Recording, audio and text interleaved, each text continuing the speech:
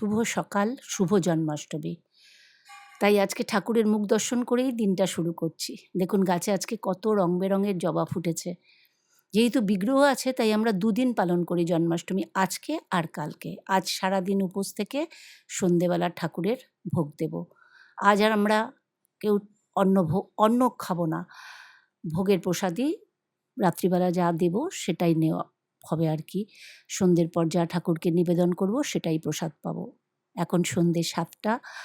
ঠাকুরকে আজকে একটু মালপোয়া, লুচি, সুজি, মিষ্টি দিয়ে জন্মাষ্টমীর ভোগ লাগিয়েছি। কিছুদিন আগেই তালের বড়া করে দিয়েছিলাম বলে আজ আর তালের বড়া করে দেওয়া হয়নি, কেননা শরীরটাও ভালো না। রান্নার ভিডিও আর করিনি, কেননা অনেক নিয়ম নিষ্ঠা করে বিগ্রহের রান্না করা হয়, তো তাই আর রান্নার ভিডিওটা করিনি। এটি পরের দিন। আজ নন্দ উৎসব। কৃষ্ণের পালক পিতা কৃষ্ণকে পাওয়ার পর পুরো গোকুলবাসীকে নিয়ে যে উৎসব করেছিল, তাই বৃন্দাবনে এই দিনটা খুব ধুমধাম করে পালন হয়। এটা ভিডিওটা করতে করতে মনে হচ্ছিল যে আমাদের সমাজেও যদি কংসের মতো লোকজনের বিনাশ হয়ে সত্যের জয় হতো, কত ভালো হতো, তাই না? একটু তুলসী পাতা তুলতে সকালেও পড়ে এসছি। এখন কিন্তু ঘড়ির কাঁটায় সকাল 6টা।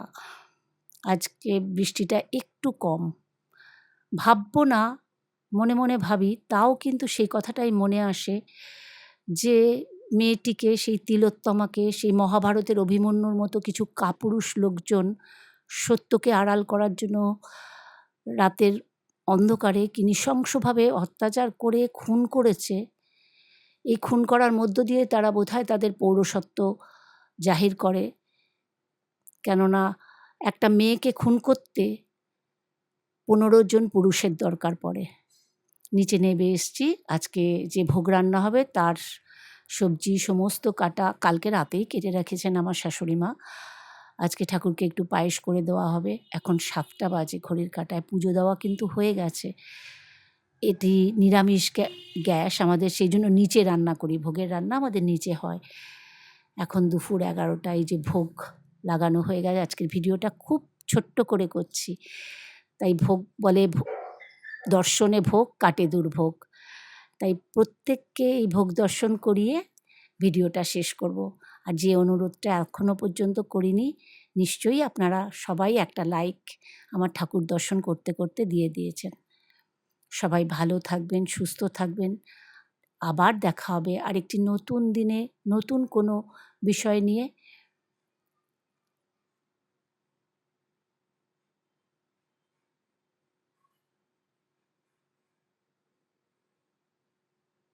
খিচুড়ি, ভাজা, বাঁধাকপি, পায়েস, চাটনি, এই ছিল আজকে ভোগের আয়োজন।